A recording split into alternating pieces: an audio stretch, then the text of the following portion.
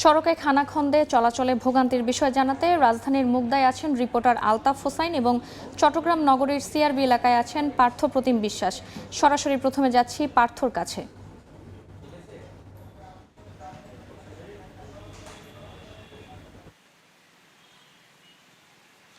টানা বৃষ্টির কারণে বন্দরনগরী চট্টগ্রামের বিভিন্ন জায়গায় কিন্তু খানাখন্দক থেকে শুরু করে বড় বড় গর্তের সৃষ্টি হয়েছে।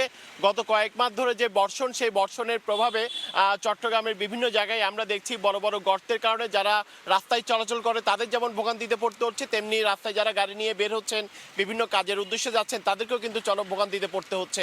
আমরা আছি নগরীর সিআরবি এলাকায়। এই এলাকার বিভিন্ন জায়গায় কিন্তু আপনারা দেখছেন যে খানাখন্দকের সৃষ্টি হয়েছে, বড় বড় গর্তের সৃষ্টি হয়েছে। একই অবস্থা কিন্তু এই পুরো সড়ক জুড়ে, এবং এই সিআরবি এলাকা নয়, নগরীর যে মুরাদপুর এলাকা রয়েছে, হামজারবাগ রয়েছে, কিংবা যে বন্দর এলাকা রয়েছে যেখানে বড় বড় ট্রাক লরি চলাচল করে, সেই সব জায়গায়ও কিন্তু একই অবস্থা। আসলে চট্টগ্রামে টানা বর্ষণ হলে জলাবদ্ধতা হবে, সেটি যেন একটা অনেকটাই স্বাভাবিক ঘটনা। সেই জলাবদ্ধতার পানি যখন নেমে যায় তখন পুরো চট্টগ্রাম জুড়েই কিন্তু গভীর ক্ষতের সৃষ্টি হয়। বিশেষ করে বড় বড় গর্ত, খানাখন্দকের কারণে আসলে সড়ক অনেকটাই বেহাল দশার সৃষ্টি হয়। এবং আপনারা আমাদের ক্যামেরায় দেখতে পাচ্ছেন এই যে গর্তগুলো এখানে দেখা যাচ্ছে, একই রকম গর্ত পুরো নগরী জুড়ে আছে। প্রধান সড়ক থেকে শুরু করে অলিগলি থেকে শুরু করে বিভিন্ন জায়গায় কিন্তু বড় বড় গর্তের সৃষ্টি হয়েছে।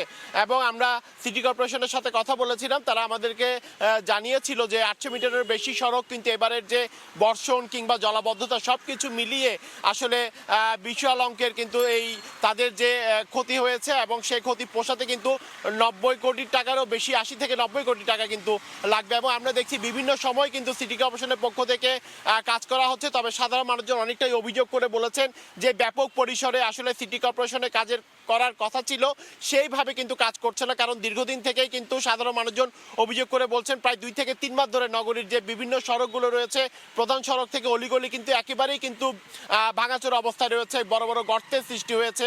সেই জায়গায় সিটি কর্পোরেশন অনেকটাই নজরদারি না থাকার কারণে কিংবা এবং তারা কাজ না করার কারণে কিন্তু আজকে এই অবস্থায় সৃষ্টি হয়েছে। তো বলা যায় বর্ষণ কমলে সিটি কর্পোরেশনের পক্ষ থেকে যখন পুরো নগরী জুড়ে কাজ করা হবে, তখন কিন্তু এই যে ভাঙাচোরার যে দৃশ্য বা চট্টগ্রামে যে খানাখন্দক সৃষ্টি হয়েছে তা কিন্তু অনেকটাই কমে আসবে, এমনটাই প্রত্যাশা করছেন সিটি কর্পোরেশনের পক্ষ থেকে। তো এই ছিল আমার কাছে এখনো পর্যন্ত চট্টগ্রামের সিআরবি এলাকা থেকে এখানকার সর্বশেষ খবর। আমরা যাচ্ছি ঢাকায়, সেখানে আছেন আমাদের আরেক সহকর্মী আলতাফ। আমার সহকর্মীর রিপোর্টে আমরা দেখছিলাম যে সিটি কর্পোরেশনের নতুন যুক্ত হওয়া যে ওয়ার্ডগুলো সেগুলোর ভোগান্তির কথা, কিন্তু বাস্তব চিত্র হচ্ছে নগরবাসীর ভোগান্তি সর্বত্র। আসলে আমি এই মুহূর্তে মুগদায় আছি, এবং মুগদার এমন একটি জায়গা, গুরুত্বপূর্ণ একটি জায়গা, যেখানে হাসপাতাল, একই সঙ্গে পাশে রয়েছে আইডিয়াল স্কুল অ্যান্ড কলেজ।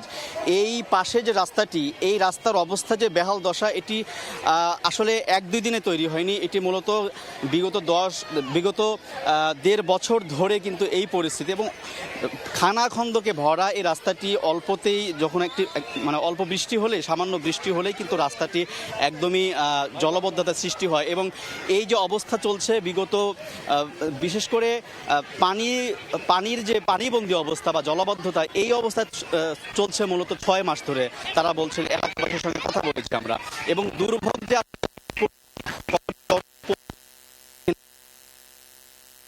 এবং একই সঙ্গে স্কুলের যে শিক্ষার্থীরা তারাও কিন্তু ভাবে দুর্ভোগ পোহাচ্ছেন। একই সঙ্গে এই এলাকায় হাজার হাজার মানুষ যাতায়াত করেন মুগদা এলাকায়, এবং একই সঙ্গে স্কুলের যে শিক্ষার্থীরা তারাও কিন্তু এই ভোগান্তির মধ্য দিয়ে এই পানি পেরিয়ে কিন্তু তাদেরকে আসতে হচ্ছে। এবং একই সঙ্গে আমরা দেখছি যে এই যে পানিবন্দী অবস্থা, জলবদ্ধতা, এই জলবদ্ধতার পাশেই যে ফুটপাতটি রয়েছে, ফুটপাতের পাশেও আমরা দেখছি যে এখানে আবার যে সোয়ারেজ যে ড্রেনেজটা আছে, সেখানেও আমরা দেখছি যে পানি যাওয়ার মতো কোনো পরিস্থিতি নাই। এই অবস্থায় আসলে এলাকাবাসী যারা বলছেন যে বিগত সময়গুলোতে, বিশেষ করে আওয়ামী লীগ সরকারের আমলে স্থানীয় বিশেষ করে কমিশনার যিনি আছেন সিরাজউদ্দিন, তিনি এই বিষয়গুলো তেমন নজরদারি করেনি। একই সঙ্গে সরকার পতনের পর অন্তর্বর্তী সরকারের এখন চলছে, কিন্তু এই অবস্থায় আরও কেউ এটাকে আসলে নজর দিচ্ছে না, বা এটা সমাধানের জন্য কেউ কোনো উদ্যোগ নিচ্ছে না বলে জানাচ্ছেন। আসলে কবে এই ভোগান্তি থেকে এলাকাবাসী আসলে মুক্তি পাবে সেটা আসলে এখন পর্যন্ত কেউ জানে না। এই ছিল মুগদা এলাকা থেকে আমার কাছে থাকা সর্বশেষ খবর। সরাসরি যুক্ত ছিলাম চট্টগ্রামের সিআরবি এবং রাজধানীর মুগদা থেকে।